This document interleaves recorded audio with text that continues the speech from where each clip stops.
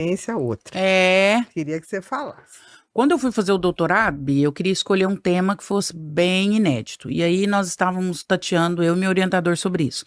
E aí ele falou, André, existe um tema que só tem 3 pessoas no mundo que falam sobre, que estudaram sobre, que chama o problema mente-cérebro. Na neurociência chama o problema mente-cérebro. Exatamente. Falei, então é nesse que eu vou fazer. Ele falou, você é doida, fui só falar, você foi... Falei, mas é sobre isso. E eu acabei estudando, meu doutorado é exatamente sobre isso mesmo. Que legal. Sobre o cérebro, que eu chamo de o hardware, e sobre a mente, que eu chamo de software. E que há uma dificuldade de entender essas duas perspectivas, né? É o que você falou, as pessoas se confundem, elas acham que elas são o seu cérebro. Graças a Deus não somos. E a neurociência, de certa forma, e aí por isso o meu doutorado é em filosofia da mente e neurociências, mas tem a filosofia da mente por trás. Porque a neurociência, eu, pelo menos na minha perspectiva, eu acredito que ela acabou fortalecendo essa ideia. Como ela dividiu e ela foi mostrando por áreas, então aqui é a área das emoções, aqui é a área do prazer, aqui é a área da gratidão, ficou parecendo que nós somos o hardware. Exatamente. O que não acontece. A nossa mente é um ente, é uma entidade à parte. E aí, na história do Que problema... precisa do cérebro como base para poder se manifestar. Mas é outra coisa. É isso. É como e também há uma discussão se o cérebro gera a mente. Será que o cérebro gerou a mente? Acho que não. Essa é a minha opinião. Eu também defendo isso no meu doutorado, que não. Então, assim, o cérebro é o hardware. É aquilo, é a máquina que a gente precisa. E a mente, ela é o software. E aí a psicanálise entra nisso maravilhosamente bem. As pessoas acham que psicanálise briga com neurociências. Muito pelo contrário. Eu fiz exatamente porque são muito complementares. Porque quando eu penso na ideia de que a mente é um software, eu penso que eu posso desinstalar softwares e instalar outros softwares. Com certeza. Então, se eu tenho ali um trauma, eu posso ressignificar esse trauma pensando em software, e aí pensando em cérebro de Turing. O primeiro computador nasce exatamente da ideia de uma analogia com o nosso cérebro. Então, se eu tenho ali algumas questões, por exemplo, um trauma, eu posso ressignificar esse trauma. Ou eu posso desinstalar algumas questões e reinstalar outras questões. Ou eu posso apagar uns programas, pensando em neuroplasticidade, e trazer outras perspectivas. Então, para mim, são tão complementares, e eu acho isso tão bonito, porque aí eu começo a entender que também eu não sou refém disso. E eu falo isso muito... não te limita. É isso. Então, pense na sua mente como um software. Então, de novo, para ficar bem claro, fácil de entender.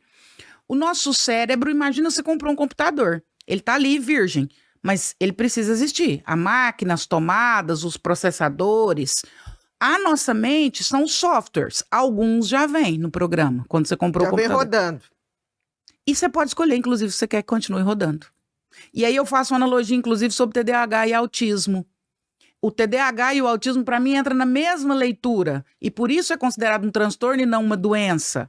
Porque, para mim, especialmente o autista, ele roda num outro sistema. É um iOS e um Android. O mundo foi desenhado por Android, mas o autista, ele é iOS. Se você tentar fazer um iOS rodar no Android, ele trava. Roda. E aí a história do mundo neurodivergente. Por que o autista sofre muito? Porque o nosso mundo foi preparado para um software específico, um iOS, um Android. E ele é um iOS. Então eu gosto muito dessa analogia, porque ela traz para o dia a dia essa explicação de forma mais simples. Então a mente é esse software, algumas coisas já vêm instaladas, aí a psicanálise vai falar lá dos 7 primeiros anos da infância. Essas coisas que vêm instaladas eu posso modificar, ou eu posso desinstalar, eu posso colocar na lixeira, eu posso reinstalar novos programas, eu posso repensar... Tirar os vírus, botar de volta.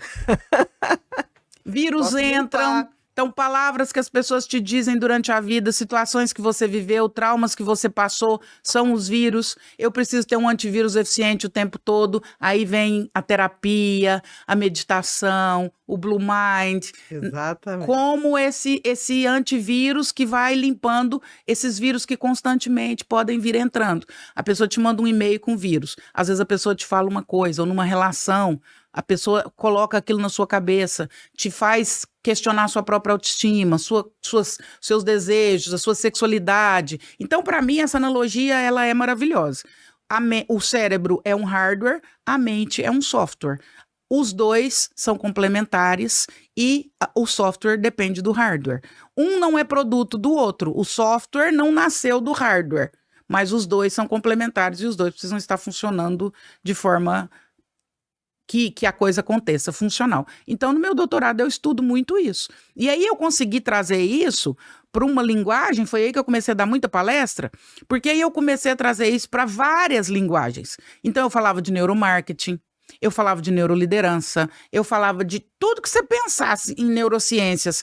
Ainda dentro do mercado corporativo, eu conseguia trazer essa linguagem. Então, por exemplo, em neuroliderança, eu falava muito quais os programas, eu falei muito disso no CONAR, quais os programas que você está instalando na sua equipe. Tem líder que instala alguns programas que vai ferrar o seu negócio inteiro. Principalmente se for na base do autoritarismo. É isso. Exatamente. Vai travar o computador da sua equipe. Outra coisa que eu falei muito também, baseado nessa ideia de mente e cérebro, é da dissonância cognitiva. E lá no CONAR o povo ficou com o olho desse tamanho. Falei, vocês chegam na empresa de vocês, aquela plaquinha, missão, visão, valor, vocês rasgam tudo e jogam fora, segunda-feira. Se vocês não vivem isso, vocês estão criando uma dissonância cognitiva. E o cérebro, durante a dissonância cognitiva, ele opta por não acreditar. Então, se eu falar que eu sou fiel e os meus filhos pegarem uma mensagem no meu WhatsApp de alguma situação, meus filhos vão optar, o cérebro vai optar por entender. Minha mãe trai. Não fala a verdade, né? Uhum. Minha mãe é infiel naquilo que ela sustenta. O cérebro, na dissonância cognitiva, ele vai optar sempre pela negativa, porque ele não vai ficar nesse testando. Gasta energia. Isso. Uhum. Então, olha como é maravilhoso. Eu brinquei com o seu assessor. Meu professor falava, o Gustavo, meu professor falava isso no doutorado, ele falava assim, André, eu morro de dó quando alguém te faz alguma pergunta, porque você gosta tanto desse tema que você vai alugar a cabeça da pessoa 2 horas. Ah, que isso. E esse tema realmente ele é maravilhoso, porque ele explica a grande maioria das questões que a gente vive aí no dia a dia relacionada à mente, relacionada às nossas emoções, à nossa saúde mental. Então passa por essa perspectiva, a questão da mente e do cérebro e como os dois se conectam e acabam gerando essas condições que a gente vive aí. Ansiedade, por exemplo. Ansiedade passa muito por essa leitura. Eu não sei a sua opinião, para mim, e até fiz um curso um tempo atrás aí sobre isso. A ansiedade, a gente não nasce ansioso. A ansiedade, a gente nasce com o sistema do medo. Isso, para que é o sobrevivência. Né? Mas a gente nasce com o parasimpático atuando também, né? Exatamente. Eu faço a analogia do avião. O avião, ele voa em condições normais. Caso haja uma urgência, quebre, e aí coisas acontecerão. O simpático, para mim, é isso. O sistema que traz a questão da urgência, do medo, ele existe para condições adversas. Só que o que acontece no ansioso? Esse sistema travou. Ele funciona. O avião voa o tempo todo com máscaras caindo, com porta abrindo, com janela batendo, com aeromoça correndo. Isso é a crise de ansiedade, isso é o ansioso. Então, como voltar para esse parasimpático? Então, entra nessa discussão aí de mente e cérebro. Que tipo de software foi sendo instalado com o tempo em nós que foi nos deixando, interferindo no nosso hardware? Deixar o simpático o tempo todo, só ele rodando, ativado. Né? Eu já passei por condições de ansiedade, enfim,